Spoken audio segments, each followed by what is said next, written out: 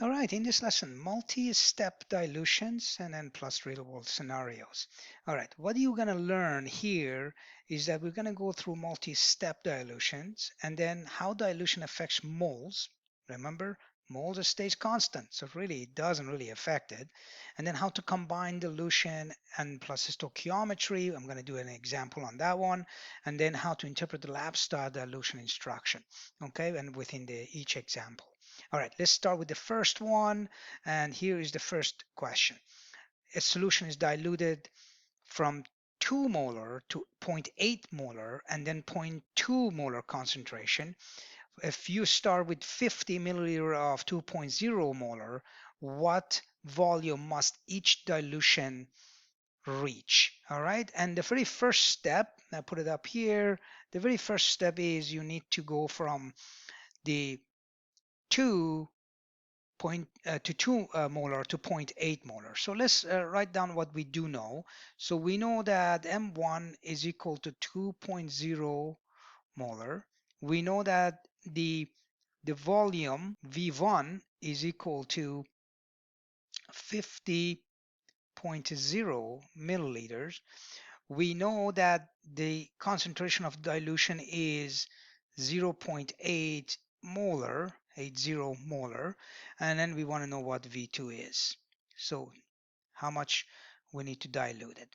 Okay, we're going to use the formula M₁V₁ equal to M₂V₂. In this case, we're solving for V2. So V2 is equal to M₁V₁ divided by M2. Plug numbers in and let's see what we get.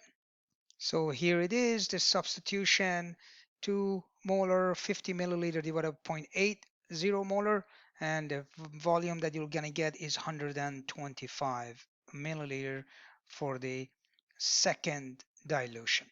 Okay, so going from 2 molar concentration to 0.80 molar concentration. Now, the second step, so step 2 now, we're going from 0.80 to 2.2, 0.20 molar. All right, and then we're going to do the same thing again because it's asking you for concentration. Now we're just going to use this one as your M1 and V1. So let's do that. We are setting it up the exact same way. Okay, nothing fancy here. So here it is, but it turns out that now our first M₁V₁ is the 0.80 molar. Okay, that's the new solution we're going to use, and then we're going to change the molar concentration by diluting more. So here's the formula again. We're going to plug numbers in. Okay, so when you get that, V2 volume will be 500 milliliter, but in fact I call it V2, but this is actually now V3 really, because that's the third concentration. So we went from 2.0 molar concentration to 0.80 molar concentration, and then to 0.20 molar concentration. So this is the third basically dilution that you're doing. All right, so that's what you do. You go from one dilution to another, but you maintain the calculations and using the dilution formula. All right, let's look at another question. This is actually a very straightforward question, but it can be tricky. This is a tricky question that actually trips a lot of students. So you have 0.02 mole of copper sulfate in 40 milliliters. You dilute the solution to 200 milliliter. Okay, so basically now the new dilution is happening. Increase the volume to 200. What is the new concentration? Now the part that you have to be very careful is that the mole stays the same. Okay, so what is the new molar concentration going from one to another? Well, you got this, you got this. We don't really care what the original is. So the molar concentration C, if you remember, was N divided by V, right? So now we want to find the molar concentration.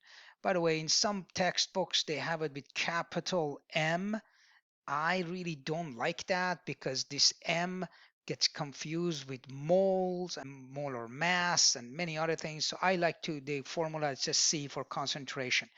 So here it is what we have, 0.020 mole divided by, and then we have the 200 milliliter, but for this, you want to change that to liters. So that is 0.20 liter is 200 milliliter. You divide it by 1000. That's the unit conversion. Okay.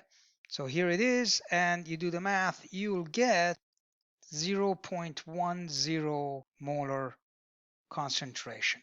That's what you will get.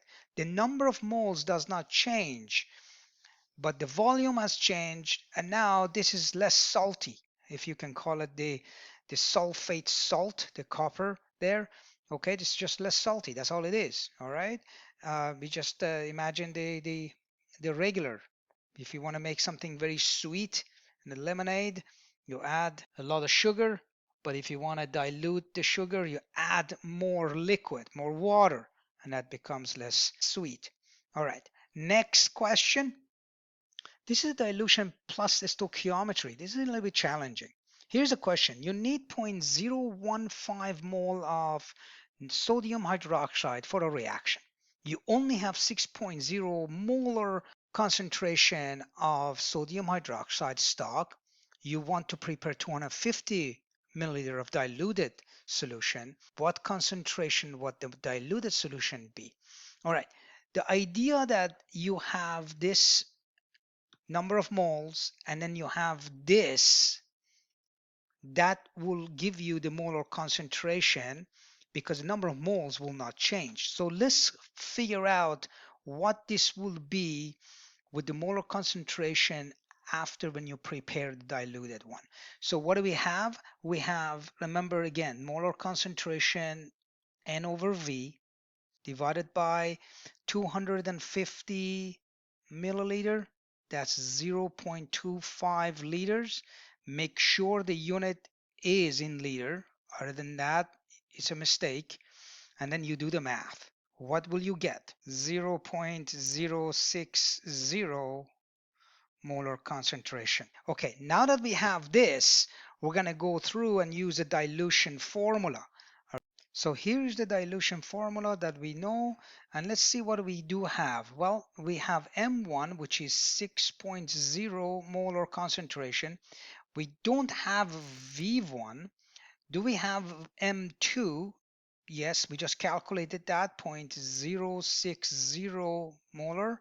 And do we have V2? Well, sure we do. It's 250 milliliter, which is diluted solution. Okay, now we're going to plug numbers in. Okay, so we have the V1 formula, which is right here. That's what we're going to use. All right, and then we're going to plug numbers in. That's what we're going to get. Okay, make sure that you do this properly, and then your final solution here will be 2.5 milliliter, and that would be the solution that is needed. What concentration must the diluted solution be? We got the concentration and we also got the volume. And really what that means is that you started with the 6.0 molar concentration of the sodium hydroxide that was diluted in only 2.5 milliliter of solution, but then you diluted it to 250 milliliter, and then the concentration becomes 0.060, but the number of moles stays the same, which is 0.015 mole. All right, make sure you check out the quiz in the description or pinned comment below, and also check out the next video in the series and the review video lessons that you need to know before starting or looking at these questions if you're having trouble understanding some of these concepts, like for example moles and molar concentration formula and all that stuff. All right, until next time.